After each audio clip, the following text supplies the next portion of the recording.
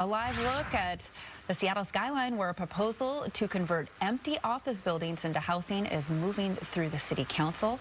The council says the idea could create between 1,000 and 2,000 new housing units. Yeah, and Aaron, this is something we've been following for a while here. The city council is expected to vote on this very soon. We got an expert insight into how this proposal could impact our housing market. CEO and founder of Fremont Real Estate, Adriano Tori, is with us to talk about this. Welcome to you. Thanks for coming in this morning. Thank you for having me. How big of a deal is this, and how much need is there out here for this additional housing? So a lot of this, it starts with zombie buildings that are in Seattle, right? And the definition of zombie buildings are buildings either commercial or residential that have been vacant for an extended period of time. Now, this is the result of post-pandemic trends of workers within major employers in the area staying home. And a lot of the things that right now that the city council is doing is we want to create an environment where people, are welcome back to Seattle, and at the same time as they are welcome back, that they can afford housing, right? And which has been one of the biggest topics, in Seattle for the last few years. But if this proposal is passed, I mean, it will add housing. We're talking about 1,000 to 2,000 units, I believe, right now in some of these buildings. But will this be affordable housing, and will this bring housing costs down for the rest of us? So it's 1,000 to 2,000 units, most likely in the next 7 to 10 years, right? So we're looking into a long projection.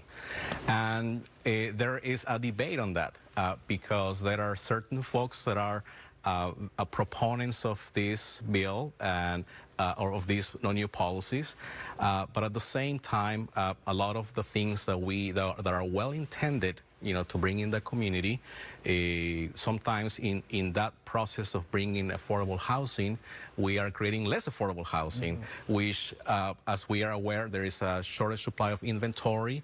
A lot of people that right now are being rolled into taxes, that are also discouraging, presence within the community, are ultimately moving someplace else. Right. And so it comes in different ways, shapes, and forms when it comes to having a viable way to really incentivize people in the community to stay, to stay put. We have about 28% of vacancies in office buildings in the Seattle district area, right? And before the pandemic, we were at 6%. Right, so it's really gone up. It's really gone up incredibly, substantially. And our numbers are not that far from San Francisco. We're at 30% San Francisco, Los Angeles about 18%. And so all of these incentives and policies that are coming, in the next few months are definitely they have good intent behind it. It will help revitalize a lot of the historic buildings that are currently sitting empty, like the spaces.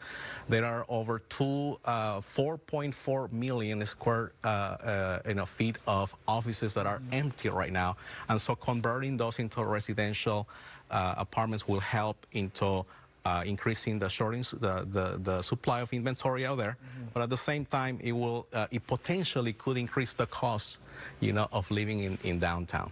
Yeah, you mentioned that these are called zombie buildings, and by the way, this is something that's happening across the country. These are other cities are dealing with this kind of an issue here. But how important is it to not have these historic buildings, or really any high-rise buildings, sitting vacant downtown and sitting empty?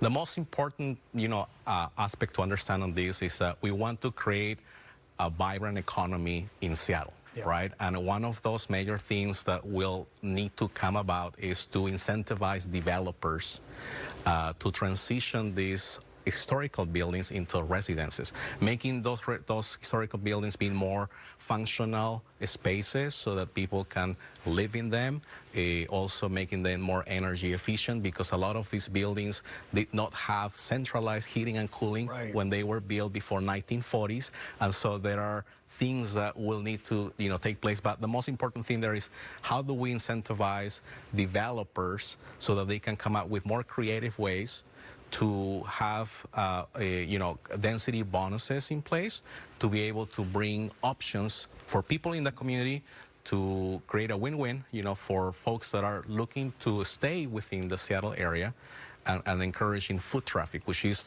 what's moving the economy. And as I understand, that's part of the plan here, is to incentivize some of these things, because it can get expensive, right? You're talking about changing the plumbing, the elevators, some of the things like the windows. We're looking at the historic Smith Tower right now, my favorite building in Seattle, but that's probably going to be high income. This is going to be expensive apartments if they do make a change there, right? That's one of the concerns. Correct, most likely so. And there is a certain number of units that per policies that will be reserved for affordable housing.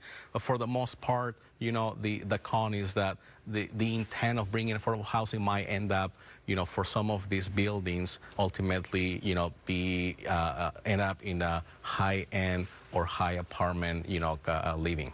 Okay, point blank, you're our real estate expert here, so is this a good idea or a bad idea? It is. It has its goods and it has its pros and cons, yeah. Right? And so I'm a proponent of bringing affordable housing, but at the same time we have to be conscientious of the fact that to bring the community together into supporting these projects and this vision for the city. It requires the backing of businesses, and it also requires the homeowners currently that are in the community and locally are trying to downsize and enjoy the Seattle lifestyle, also have a break when it comes to their property taxes. All right, well, the Land Use Committee has approved this, so it's now on to the Seattle Council for a vote. Adriano, Tori, the CEO and founder of Rexmont Real Estate, thanks for being with us this morning. I appreciate you having me over. All right, Aaron?